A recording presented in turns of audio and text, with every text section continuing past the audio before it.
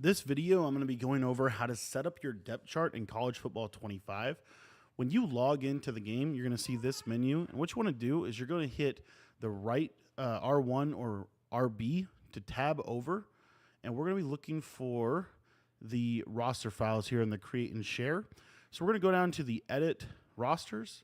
And as you can see here, this is going to allow us to order our depth chart. Now, in my opinion, Texas is the best team in College Football 25, so we're going to be setting up their depth chart, and I'm going to be showing you some cool tips with this. If you guys want to get my full schemes that I break down for how to use this team super effectively, that's all available in my school community. That link will be in the description. So what we're going to be doing here is we're going to automatically reorder our depth chart by hitting the triangle button. And then we are going to go through and we're looking for basically abilities. So you see here this blue, Jaden Blue is a little faster than CJ Baxter. So we're going to put him at the starting running back position. And then we're going to put CJ Baxter at the starting fullback position, at the wide receiver position. The main thing we're looking for here is we're looking for as much speed as possible. So our top two receivers are going to be the fastest receivers on this team. And then our best overall receiver is going to be in our slot. Our tight end, pretty much standard, really good tight end. One little tip that I want you to see here in Texas, they actually, when you automatically reorder their depth chart, their right tackle doesn't have any abilities. So what we're going to do, because O'Neal is similarly rated to Chapman, we're actually going to make him the starting right tackle so that we can have better abilities. At the left end position, this is where things are going to get really, really cool with this team. What you want to do on defense this year with your front seven is you want to try to find as many quick jump abilities as you possibly can. So what we're going to be doing here is we're going to make Colin Simmons the starting left end. The backup left end is going to be this guy Umuozelu, and then the backup to the backup is going to be this guy, if I could find him here, Jabenda. Yeah, David Jabenda. You see there he has the quick jump ability. At the right end position, the starting right end for this defense is going to be Okana, and then we're going to have Umuozelu, and then we're going to have Jabenda, if I can find him. There he is. At the starting defensive tackle position, the reason we don't want Trey Moore starting at defensive end is because we want him to start at defensive tackle. The backup defensive tackle is going to be Colin Simmons because he has quick jump. The backup to the backup is going to be this Umuozelu because he has quick jump. And then our last two spots here, we're actually going to put Burke because he has better abilities at the fourth spot. And then at the fifth spot, we're going to put this guy, Barry Sorrell. At the left outside linebacker position, again, we're looking for quick jump, as many as we can find. We see here that we have this guy, David Gillette, or Darion Gillette. He is super good because he has platinum quick jump, really good player. And then we're going to have Jambenda as the backup there, and we're going to have Umuozelu as the other backup. At the middle linebacker, this is going to kind of have to be our user in big sets. We're going to put Jabenda, even though he's not normally going to play in most of our defenses, and I'll go over that in a minute. But we're putting him there just because he has that quick jump ability. And then his backup, really just this guy LaFleur, just because of his speed. You could go with McOliver because he does have a knockout ability as well. At the right outside linebacker position, Anthony Hill, guess what he has? Quick jump ability.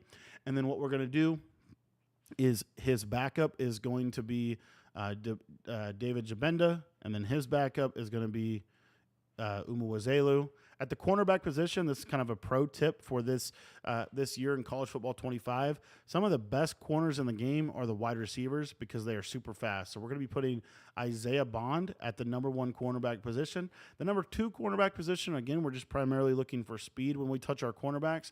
And so we're going to be putting this guy, Xavier Fasame, in there. And then at these next two spots, these are slot corners. Speed is not as big of a deal here. So we're just going to be putting our best overall players at these two positions. At the free safety position, we're going to pretty much leave this as is, as they have two good safeties in this defense. But again, you're primarily looking for speed. Now, at the kick returner position, this is super important. One of the things you're looking for here is you're trying to get these abilities. So what we're going to do is we're just going to sub in. You see how CJ Baxter is the backup to the kick returner? We're just going to sub it in, Jaden Blue. And now we have two kick returning threats that have a bunch of abilities that allow them to break tackles. Same thing at the punt returner position. We're going to be putting Jaden Blue there because he has a little bit better speed than Baxter, and this is kind of how I like to set this up. For the slot receiver position, this honestly doesn't matter too much. The biggest thing is you don't want your top tier outside threats, Isaiah Bond and Wingo. You don't want them at the slot. You want your two kind of best overall receivers, which are going to be Golden and Bolden. At the rush left end position, kind of the same thing we just talked about. We're going to do it again here, and this is all.